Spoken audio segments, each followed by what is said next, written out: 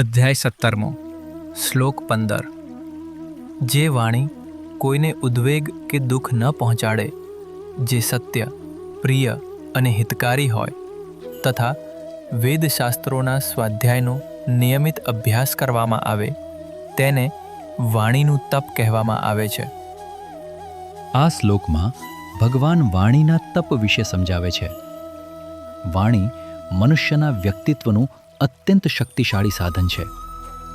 વ્યક્તિ કેવી રીતે બોલે છે તેનાથી તેની બૌદ્ધિક પરિપક્વતા, મનની શિસ્ત અને પોતાના ઉપરનો સંયમ પ્રગટ થાય છે.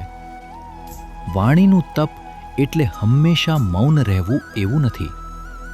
અહીં ભગવાન આપણને વાણીનો સૌથી યોગ્ય, સંયમિત અને લાભદાયક ઉપયોગ કેવી રીતે કરવો તેની પદ્ધતિ સમજાવે છે. ઉદ્વેગ ન કરનારી વાણી.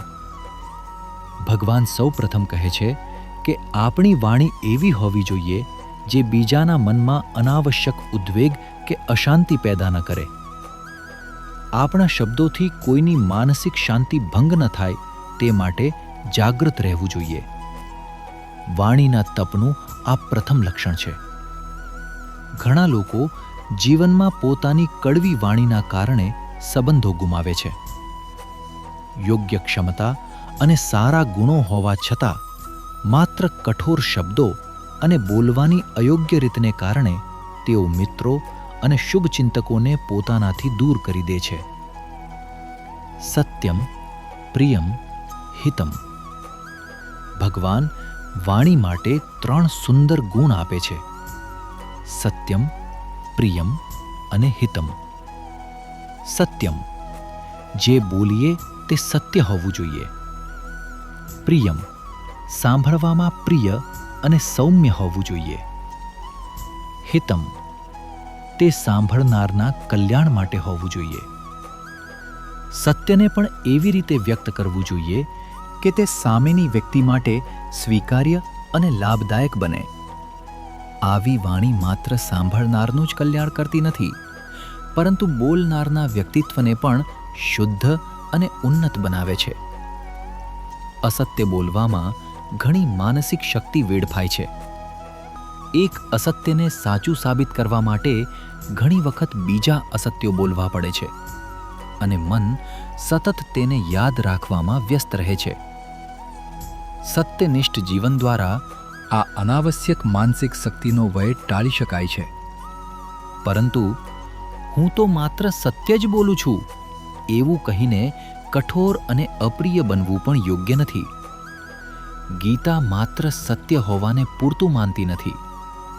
સત્ય એવી રીતે બોલવું જોઈએ કે તે પ્રિય અને હિતકારી પણ હોય. અનાવશ્યક વાતચીતથી બચવું.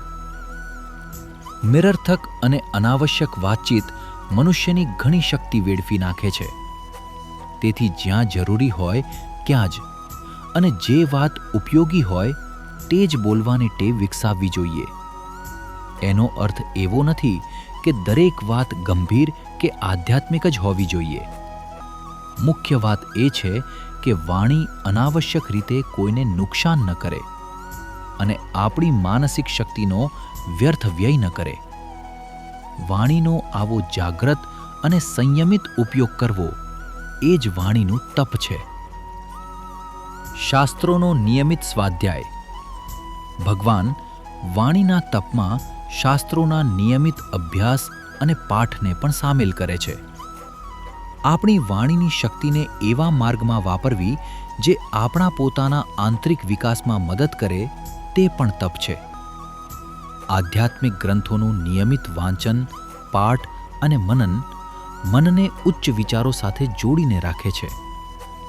રોજિંદા જીવનમાં સત્ય, પ્રિય અને હિતકારી વાણી દ્વારા જે માનસિક અને પ્રાણશક્તિ બચાવવામાં આવે છે તેને મંત્રજપ, ઉપનિષદો અને અન્ય શાસ્ત્રોના સ્વાધ્યાય તથા ચિંતનમાં વાપરી શકાય છે.